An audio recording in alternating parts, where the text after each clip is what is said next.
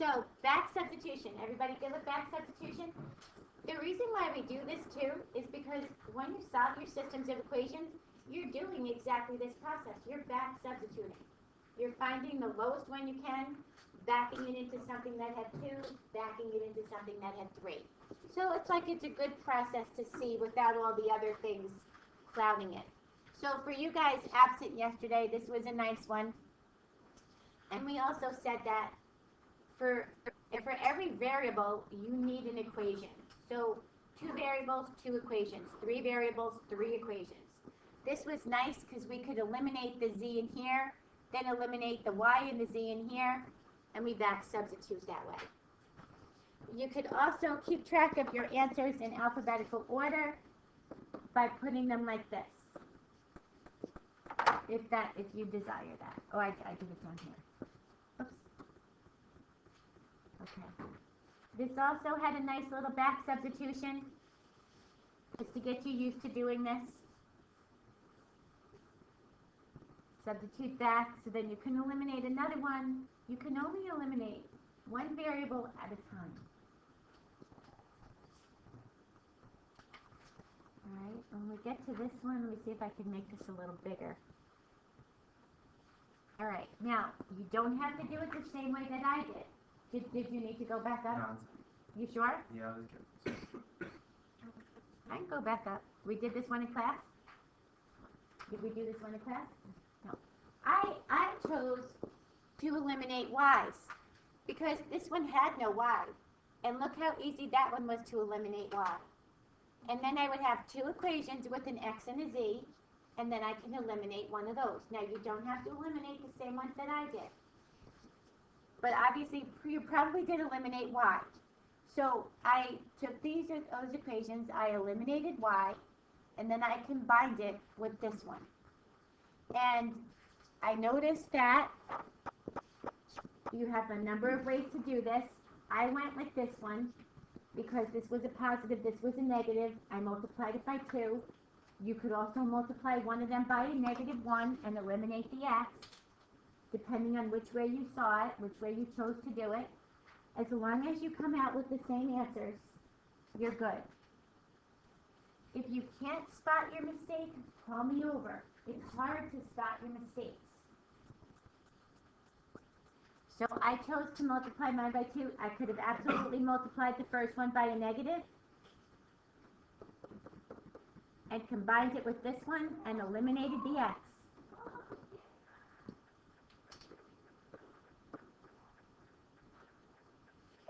God bless you. I could have done it that way and then back substitute it. Back substitute means we substitute back into one of those problems that only had 2 variables, find another variable, and substitute back into the one with 3. Now, when you substitute back into the 3, I substituted into the first one. Since I did not use the second one, this is a good one to check my answers with. I used it to combine with another one, but since I didn't use it for a substitution process, it's a good one to check your answer with. Everybody okay with this? Okay, Owen? There's 3x minus z.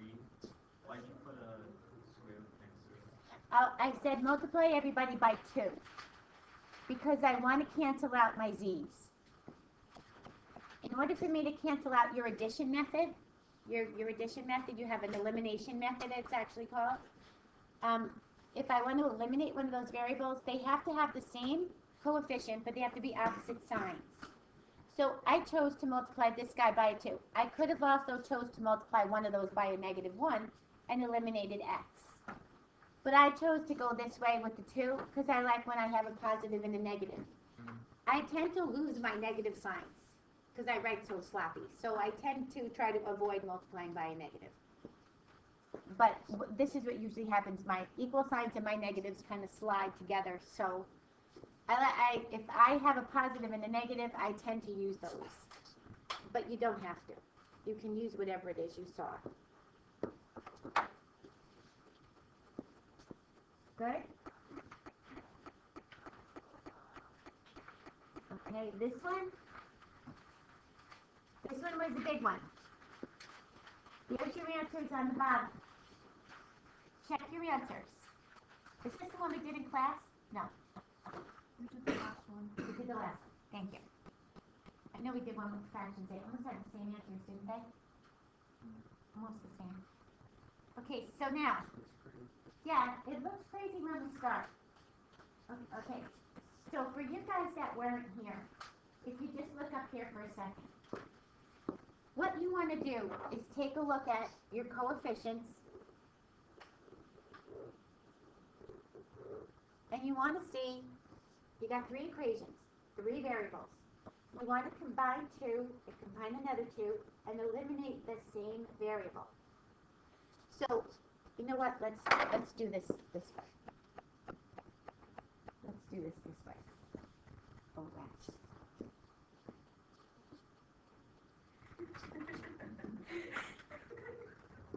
Oh, rats. You got me on the rats. You have to be careful as a teacher. I can't say bad words. Okay. All right, we're gonna walk this one through together. So if you didn't get it or you weren't here yesterday, we're gonna work with this. Now, normally we give you two equations, two variables. We have three equations, three variables. So you're gonna look at your coefficients and you're gonna see, is it possible to choose two? I like to label my equations. Is it possible to eliminate a variable? Like pick, I usually look for positives and negatives, or these two are the same. I can multiply this guy by a -2 and eliminate this one. You know, I could go here, multiply, these will eliminate. I can multiply this one by a -2 and eliminate this. I'd probably stay away from the z. Or you could multiply this by a -6, this by a -6, and eliminate the z's. Or you can multiply this by a -1 and eliminate that z. So, you guys that were in here, tell me which variable you'd like to eliminate first time around. The y? Okay, so we're going to eliminate y. We have to do this twice. So we're going to take 1 and 2. Is that good for you guys?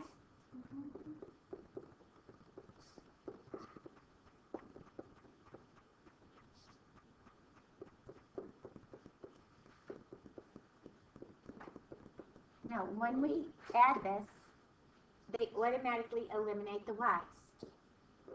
So 4x plus 7z equals 9. We're going to call this A. A because we made this equation. Now, we're going to eliminate y from two more. Obviously, one of them is going to be the same. Which two would you like to use next? We used 1 and 2. 2 and 3? 2 and 3 we got. So we're going to go 2x minus 4y plus 6z equals 13, and 4x minus 2y plus z equals 6. Now, we need to make those coefficients the same, which means we can multiply this by a 2, but we need to have the opposite sign. So we need to multiply the bottom by a -2. And the reason I put parentheses is because you need to go all the way across that whole equal sign. So I'm just going to rewrite the top one. And now I'm going to multiply every term by a -2.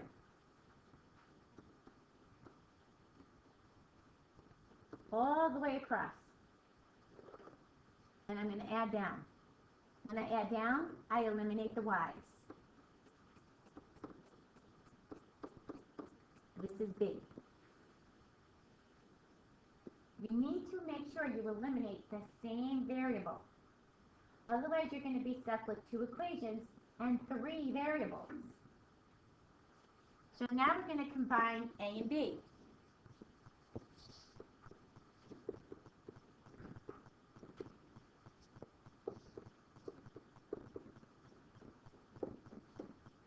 And again, we're going to look at their coefficients.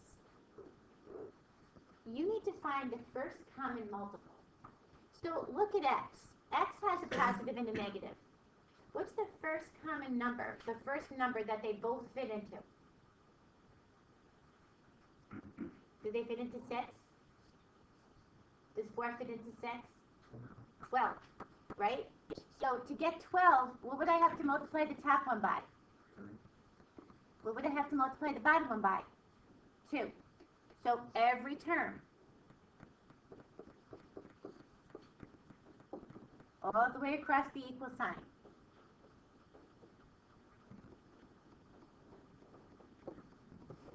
So therefore my x's are canceling out. Now I'm left with one equation with one variable. So z is equal to 1.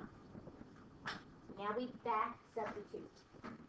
Back substitute says, take your answer, the z, and go to one of those equations that contained a z and only one other variable. And one other variable. So that leaves us A and B we're looking at. So which one would you like to substitute it into? Thanks, Jim. Do you need a pass? No, I have one. Okay, thank you. So you want to substitute it into A or B? A? All right, let's substitute it into A. Because if we put Z in here, we will find X. And now we can go to one of the 3 ones.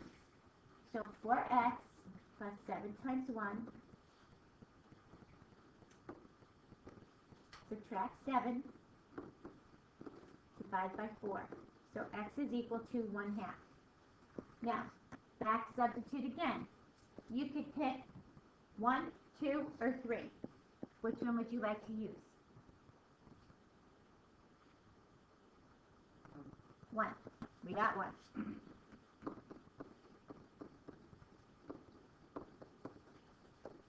Okay, so we've got an x, that's a 1/2. We don't know why. We've got a z, that's a 1. So this is going to give us a 1 plus a 1. We're going to subtract 2. And divide by 4. So y is going to be equal to -3/2. So x is 1/2. Y is -3/2, and z is 1. There's our solution. And the nice part is you can go to one of the other equations, 2 or 3, substitute them all in, and make sure they work.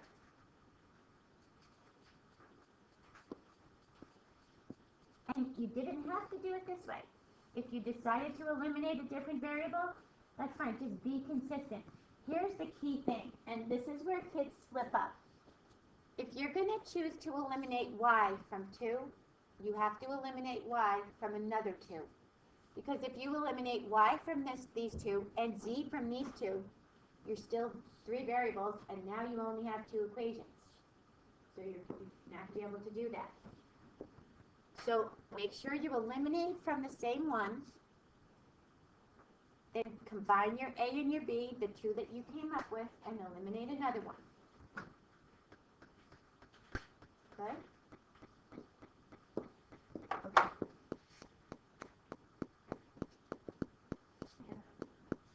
Let's see if I can get back to this answers and see where we were with this.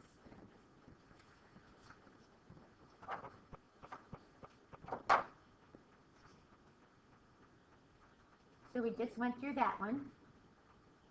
Now this one was a no solution. And we don't know that at first, but we came down and I chose to eliminate z from these 2. So I eliminated my z, then I eliminated z again. But when I eliminated z, I also eliminated y. Where I eliminate y, I also eliminated z. And we got 5x is equal to 7. Then I eliminated z again, and ultimately eliminated y. And I got 5x is equal to 17. Could the same number be equal to 2 different numbers? No. No. So this says no solution. Yes? Did you say no solution if you got two variables At once? No, not necessarily, because this could absolutely be equal to 7 also, and then you could have all solutions. If you came down here, Phoenicia, and this one was equal to 7, then you'd have all solutions. I just got the same, when I did it, I still got rid of, the first time I did it, I got rid of 2, so I thought I did wrong. Mm-hmm. So when I They did did it something again, wrong. I got 1, but then there was it was like -5y, with like 1 for A and then B was just like that. Oh, okay, yeah, and in that case, because you did it twice, yeah. Yeah, because we can get all solutions. All solutions is usually when we come down and the two numbers are equal to each other. And then that's an all solution. So when this happens, this is a no solution. And we don't know that until we go to solve. And then we did this one yesterday together in class. Catch. Our answers were almost the same, just in different order. And again, the only thing that made this a little bit more difficult was these guys really didn't have as much in common with each other. These are, we did a little bit where we're going to have to multiply these. These we tried to stay away from this one to Z because Z was a little higher. So that wouldn't have to multiply by 17. Just a choice we made. So we eliminated X from 2 of them. Then we took the A and the B and we eliminated Y. It's just, the key here is to keep this organized and methodical. Follow the same method every time. Choose a variable, eliminate it from 2 equations and from 2 others. You're left with 2 that you created, and sometimes you don't even have to go that far. Then eliminate another one and back substitute. Checking your work, I have to say, is the hard part. And again, ask somebody to look at it. If you can't see it, call me over. Ask a friend to with me here.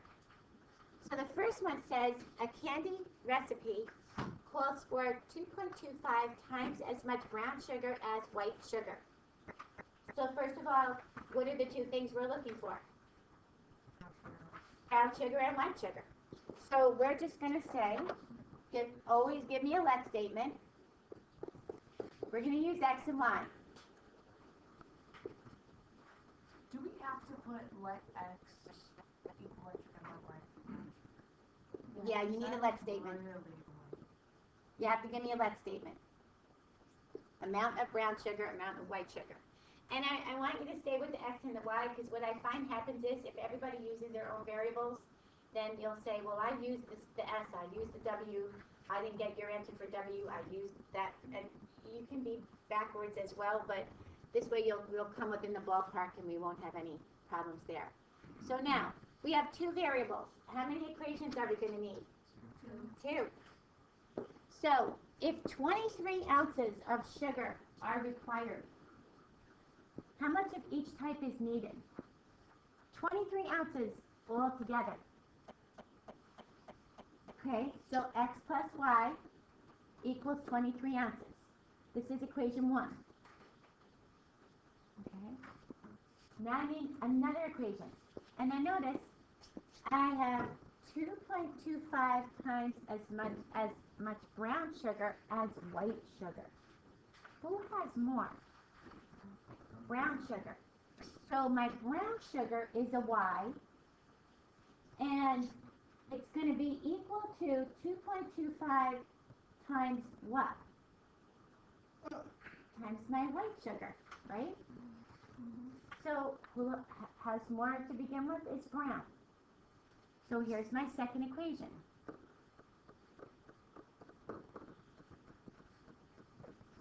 Okay, I have more brown sugar than I have white sugar. So if I multiply my white by 2.25, I should equal my brown, right? And together, these are together, X plus Y, all both sugars together. Put your letters right into your words. So now, this lends itself to a nice little substitution problem, doesn't it? So wherever I see a Y, I can change this to 2.25X.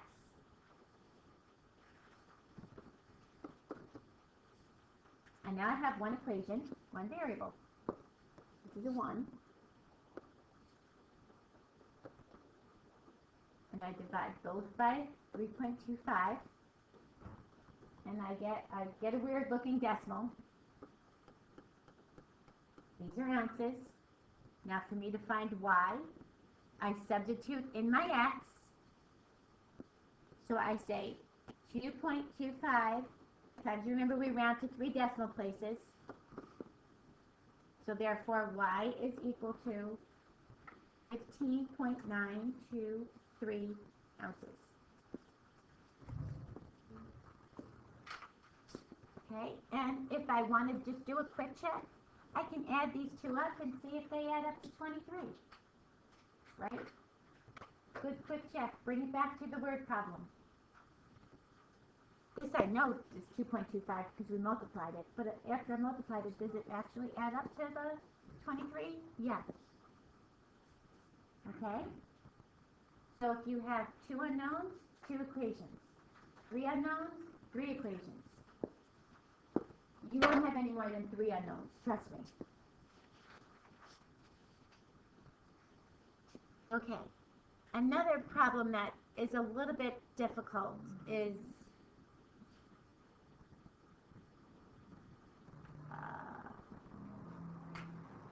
Wait, is this our homework too? yeah, this is your homework, but I don't think that this is not the one that you had, is it? No. What's your number 2? Hank can row a boat 1 mile. Hank can row a boat. Okay, so let's go to Hank rowing the boat.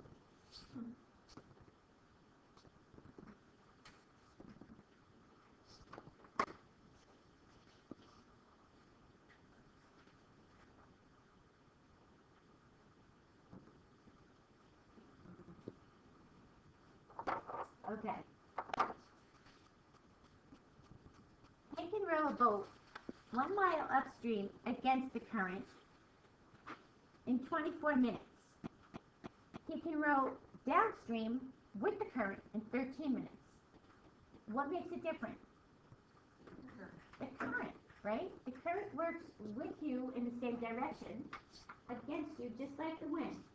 If you're walking into the wind, you have to push harder. You're not going to make it as far as faster, right?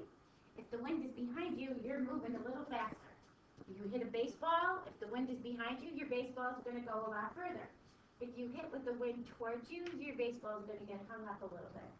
So the current is something we have to consider. So the current is what's making this different. Normally, our distance formula is rate times time. We shouldn't really have a problem.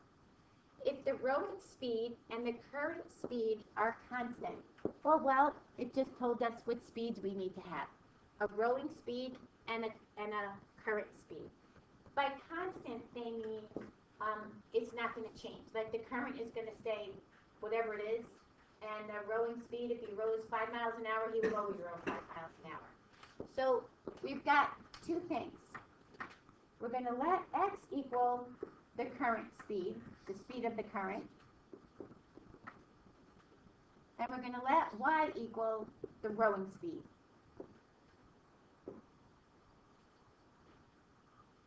Now notice it's in minutes. So we're going to get miles per minute. We're not going to get miles per hour. We're going to get miles per minute, because isn't that what your speed usually goes by the time, right? So we're going to get miles per minute. Now, here's the problem. He rows 1 mile, so his distance is 1, right? He goes 1 mile upstream. He comes back 1 mile downstream. So doesn't his distance stay the same? So his distance for our distance formula is going to be 1. Now we need his rate times his time. Okay, he's going to take 24 minutes to go one way, and he's going to take 13 minutes to go the other way. Good so far?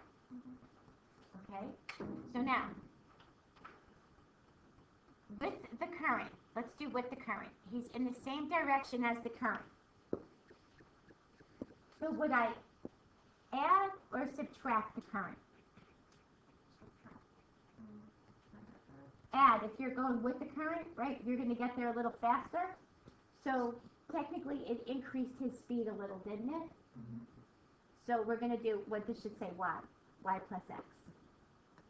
Now, against the current's going to work against his speed, isn't it? It's going to slow him up a little bit.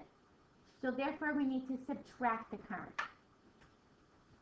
basic distance formula. Could I have set it up the other way? Let x equal my rowing speed, let y equal my current speed, and then this would say x minus y, x plus y? Absolutely.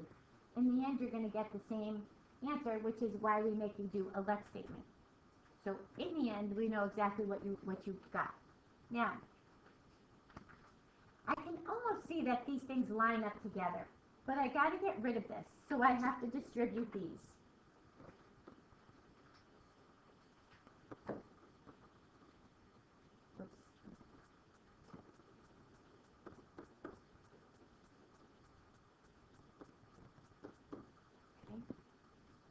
Now, not an easy way around this. I want to eliminate one variable. What variable looks better to eliminate? The x. They're both different signs, right? Unfortunately, they're larger numbers, but we don't really get around this easily. So if we multiply the first equation by what? And the second by? We should eliminate x. Not an easy way around this, but we don't have a choice. So 13 is equal to 312y minus 312x. And 24 is equal to 312y plus 312x. So therefore, we're going to get your x's to cancel out. We're going to add this down. We're going to solve for y.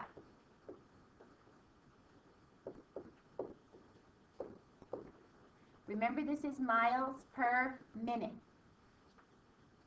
So our y is our rowing speed. And if you think about it, this is miles per minute, not miles per hour. This is per minute. So he's only rowing about 0.06 miles per minute, not hour, per minute. So shouldn't that be really small per minute? Like if you think about rowing, you're not going to row a whole mile in a minute, are you? Right? You're going to row a part of a mile.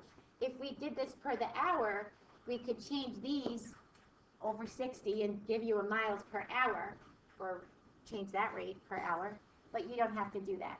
Now, to find your x, just bring it back to one of these equations, back substitute, and find your x. Put the y in here and find your x. And should the x be smaller or larger? What do you think? X is my current speed. Probably smaller. If he's not rowing faster than the current, he's not going to get anywhere, right? So probably a little bit smaller. Miles per minute. If he's not rowing faster than the current is, he's kind of going backwards. He's going to be held up.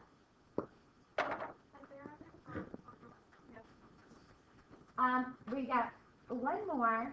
Not really a formula. You're just going to basically plug these in. There's one more type that I want to go through, and that's the investment. That's number 7. Like, as a matter of fact, like these are things you did before. Let's set the let statement up for this.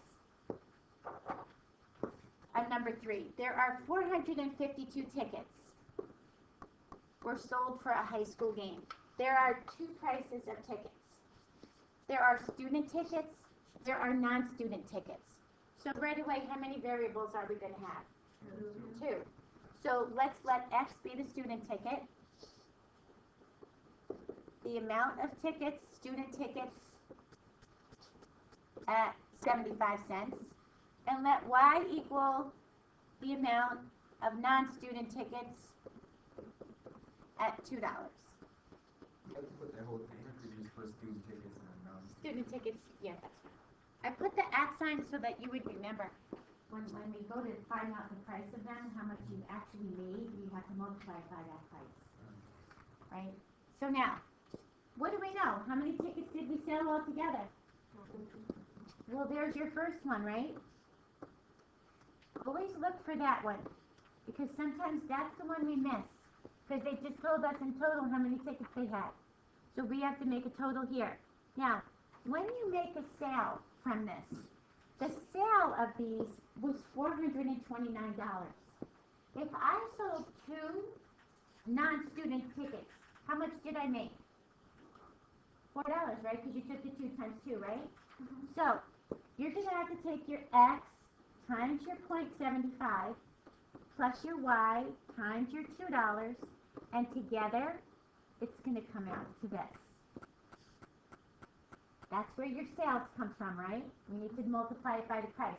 And Gabe said before, do I have to put the at 75 at 2? No, but I like to put it there so that you remember to multiply it by that. Now, how would you solve this? What would be a nice way to solve this one? Canceling out. Canceling out what? Y. You want to take out a y? You could take out a y. You can multiply this by a -2. What's another way to do it?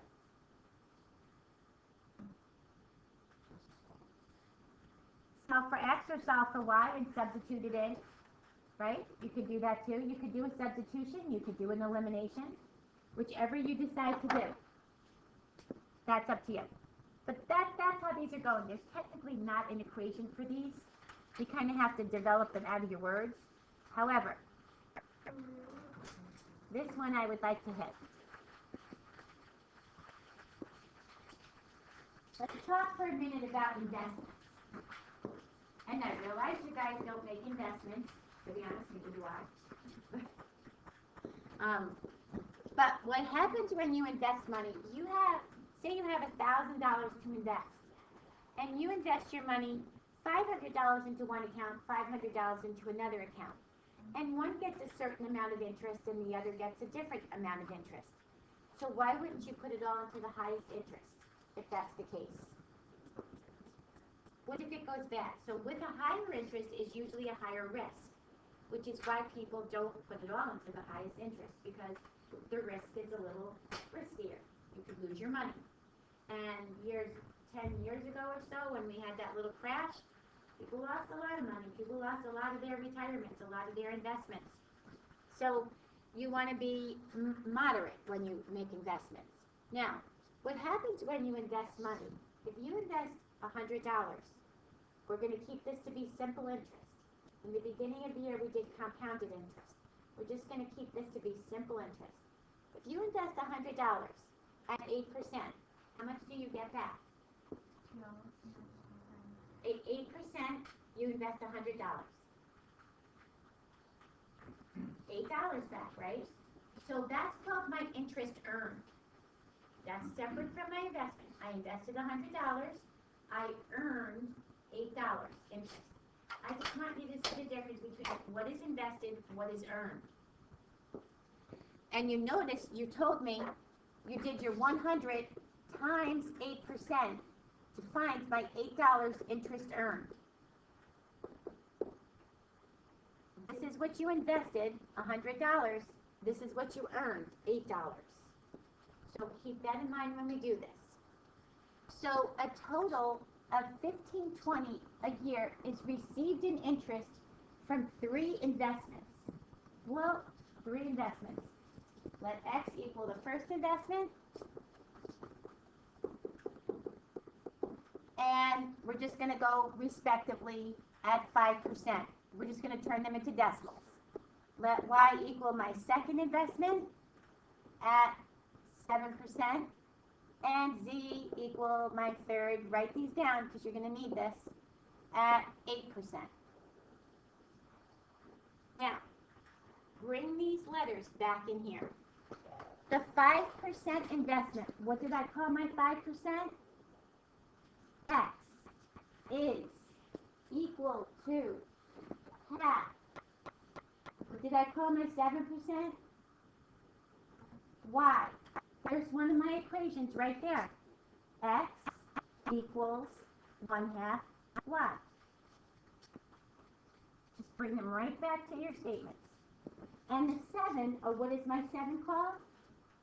Y is equals 1,500 less than the 8. What is my 8? Z. And when I say is less than, it's Z minus 1,500. right? So there's two equations right there. Now, I need a third. I got this number sitting here. Oh, this is my interest earned from each one of these. So how did we figure out your interest before? We took your amount and we multiplied it by your rate, simple interest, right? So if I take my first one times 0.05 plus my second one times 0.07 plus my third one times 0.08, I will earn 1520. There's my third equation. Make sense? This is my interest earned. Now sometimes they tell you you invested $3,000. So then x plus y plus z equals $3,000. But if you're earning your interest, it comes from multiplying these. So this is not so bad. If I can replace this, I know I can replace my x with a y. But maybe could I replace my z with a y also? So watch.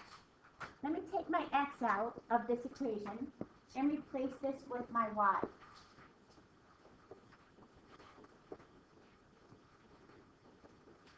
This one's good. Now, I got to get my z out of there and replace it with a y. I got this equation. How could I solve that for z equals in terms of y? I need to make this say z equals. So add 1500. This says y plus 1500. Now, I can come down here, and now replace this. And everybody is in terms of y.